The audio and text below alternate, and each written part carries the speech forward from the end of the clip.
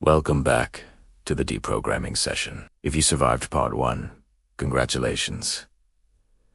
You've taken the red pill. You now understand that the start of World War II was a joint venture between two psychopathic dictators, and that the Great Patriotic War is the most successful branding campaign for a national catastrophe ever devised. But we've only scratched the surface of this mountain of bullshit. I'm your midnight meme historian, and this is part 2 of our complete roast of the Kremlin's historical fairy tales. Tonight, we're tackling the really uncomfortable stuff. We're going to talk about the myth of the Soviet Union winning the war alone, the lie about the Second Front, and the disgusting hypocrisy of branding entire nations as traitors, and we'll finish with the most cynical, petty, and revealing lie of them all.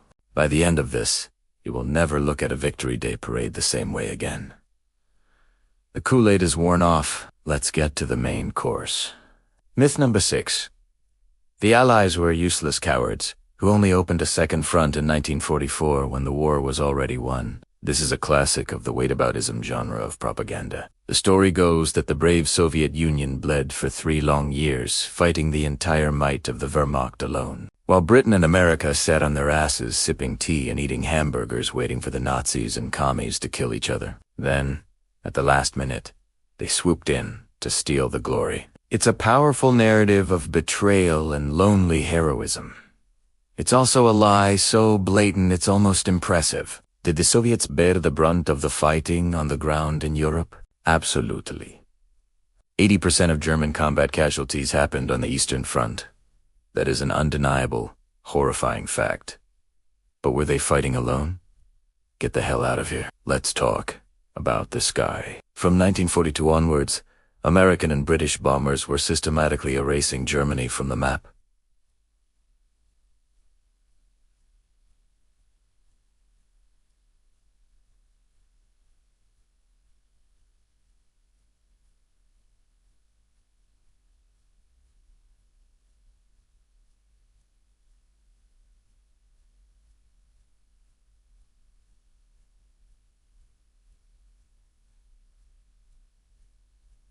The 1,000 bomber raids weren't a metaphor. They were literally sending 1,000 heavy bombers at a time to turn cities like Hamburg, Dresden, and Berlin into moonscapes.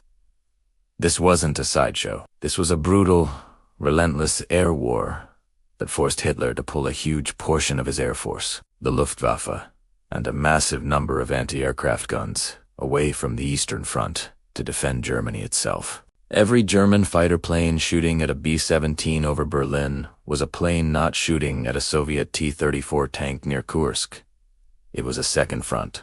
Alright, it was a second front in the sky.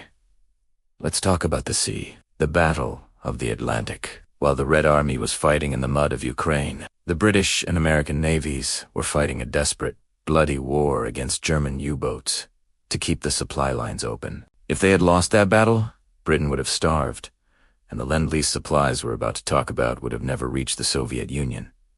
And let's talk about Africa and Italy. Remember that whole thing? In 1942, the Allies invaded North Africa. In 1943, they invaded Sicily and then mainland Italy. This forced Hitler to divert dozens of divisions, including elite SS Panzer divisions from the Eastern Front, to fight in the Mediterranean. Every German tank stuck in Italy was a tank not fighting at Stalingrad.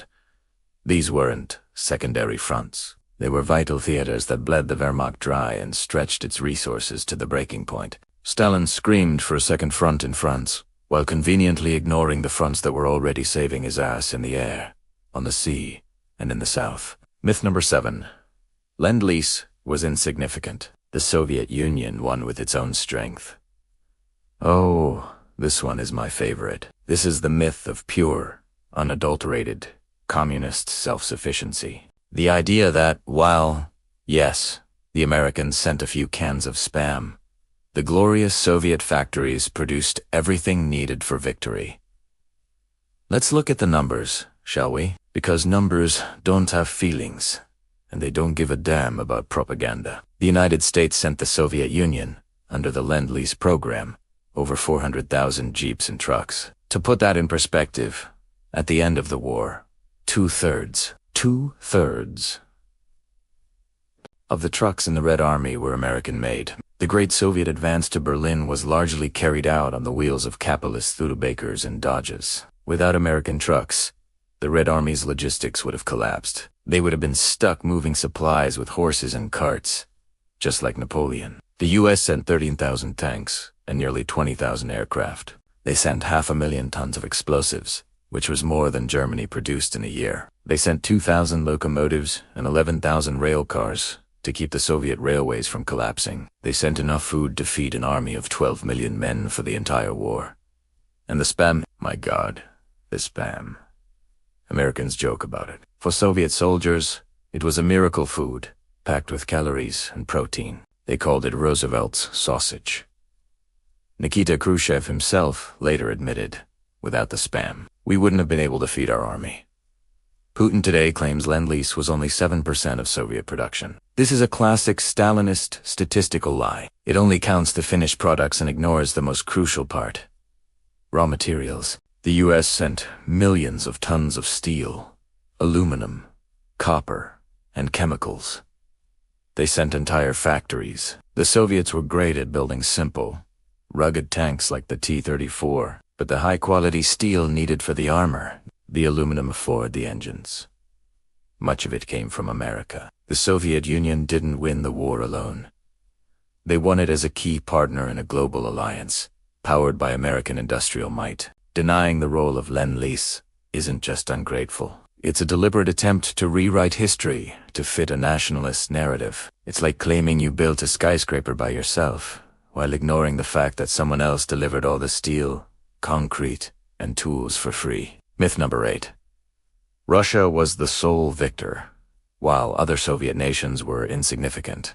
This is a newer, more Putin-era myth, but it's built on the same old Russian imperial arrogance. The argument, which Putin has made publicly, is that Russia would have won the war, even without the other Soviet republics, because Russians made up the majority of the casualties and are a nation of victors.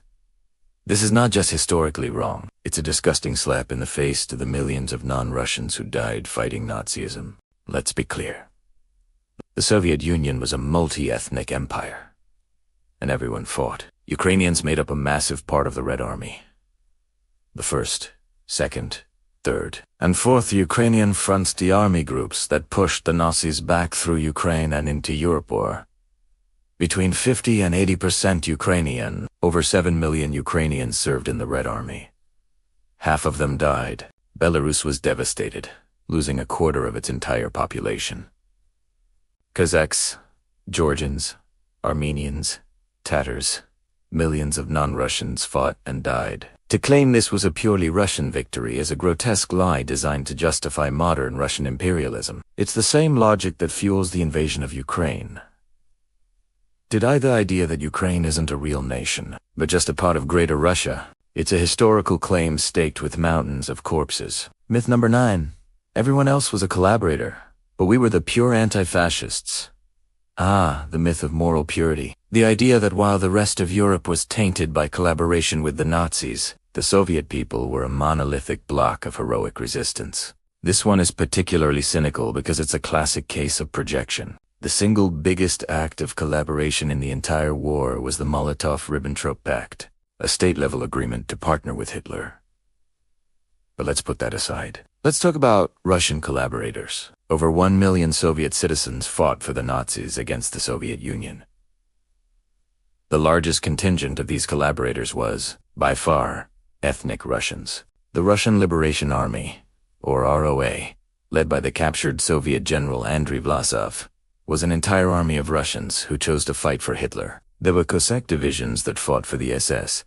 There were Russian police battalions that helped carry out the Holocaust in occupied territories. Was there collaboration in Ukraine, in the Baltics? Of course. In every occupied country, there were people who made the horrifying choice to work with the occupiers for a variety of reasons. But to single out other nations is traitors, while ignoring the million-plus Russians who wore a German uniform is the height of hypocrisy. Stalin used this lie to justify the genocidal deportation of entire ethnic groups, like the Kremlin Tatars and the Chechens, accusing team of mass collaboration.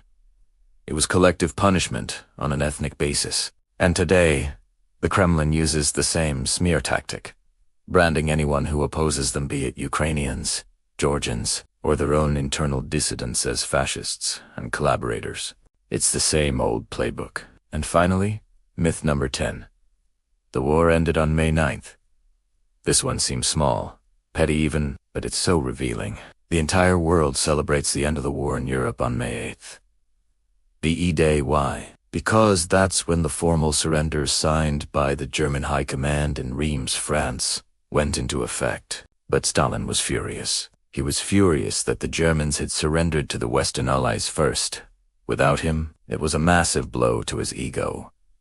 He saw it as a conspiracy, so he forced the Germans to stage a second surrender ceremony, just for him, in Berlin late on the night of May 8th. By the time the papers were signed, it was already after midnight in Moscow. So May 9th, it's a celebration born not of victory, but of petty, narcissistic rage. It's a separate holiday created solely to make one dictator feel more important.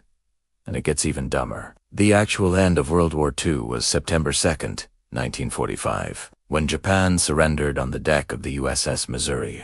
The whole world agrees on this date, but for decades, the Soviets celebrated it on September 3rd, just to be different. In 2020, Putin officially moved Russia's end of World War II Day back to September 3rd. Why? Who the hell knows? Maybe just to be a troll. Maybe because it helps distract from the fact that September 3rd is also the anniversary of the Beslan school siege, a national tragedy that is government botched spectacularly. It's the ultimate symbol of the entire propaganda effort. Even the calendar has to bend to the will of the Kremlin. The truth is whatever they say it is. So there you have it. 10 lies, from the grand conspiracy of the Molotov-Ribbentrop Pact to the petty vanity of changing the date of victory. These aren't just historical inaccuracies. They are weapons. They were used by Stalin to justify his tyranny, and they are being used by Putin today to justify his invasions. History, when twisted into propaganda, is the most dangerous weapon of all. It convinces people that lies are truth, that aggression is defense, and that slavery is freedom. If this series has done its job, you are now vaccinated against at least one strain of this historical virus. If it made you angry, good. If it made you skeptical, even better. This has been the complete roast of the Kremlin's World War II myths. A midnight meme historian, now go out there and question everything.